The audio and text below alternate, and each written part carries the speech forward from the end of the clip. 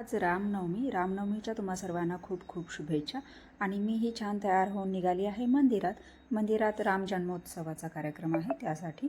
तर चला मंदिरात मी आता पोहोचतेच आहे. तिथे तुम्ही बघू शकता छान अशी पूजा करण्यात आलेली आहे, पाळणा बांधण्यात आलेला आहे आणि इथे सगळ्या महिलांनी पूजा करून घेतली. त्यानंतर मग इथे पाळणाही म्हटलेला आहे आणि छोटासा पाळणाचा किती सुंदर वाटतं बघा. इथे सर्व महिलांनी मिळून पाळणा म्हटलेला आहे आणि रामांचा पाळणा खूप छान असा पाळणा म्हटल्यानंतर इथे सगळ्यांना प्रसाद देण्यात आला. सर्व असे बसलेले आहेत व्यवस्थित, महिला एक साईडला, जेंट्स एका साईडला आणि सगळ्यांना इथे प्रसाद देण्यात आलेला.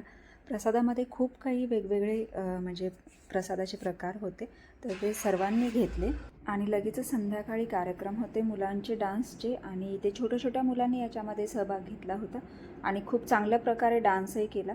ही तर 3-3.5 वर्षाचीच मुलगी आहे आणि किती सुंदर डान्स करते. असाच म्हणजे खूप लहान ही 2.5 वर्षाची मुलगी आहे, हिनेसुद्धा खूप सुंदर डान्स केला आणि मुलांचा एक म्हणजे कौतुक करावं असं वाटतं की त्यांना किती हुरूप असतो आणि किती छान छान डान्स करतात.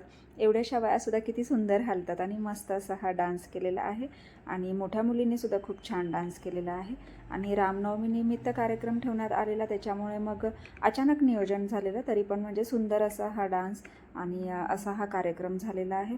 त्यानंतर आम्ही आलो पिल्लूकडे, शिवाज्ञाकडे. मग आशू तिला खेळवत होती आणि तिला खेळवतच मग तिने झोपवलं आणि नंतर मग आम्ही घरी गेलो. तर असा हा व्हिडिओ तुम्हाला कसा वाटला मला नक्कीच कमेंट्स करून सांगा आणि व्हिडिओ आवडल्यास लाईक, शेअर, सबस्क्राईब. चला तर भेटूयात पुढच्या व्हिडिओमध्ये. तोपर्यंत बाय.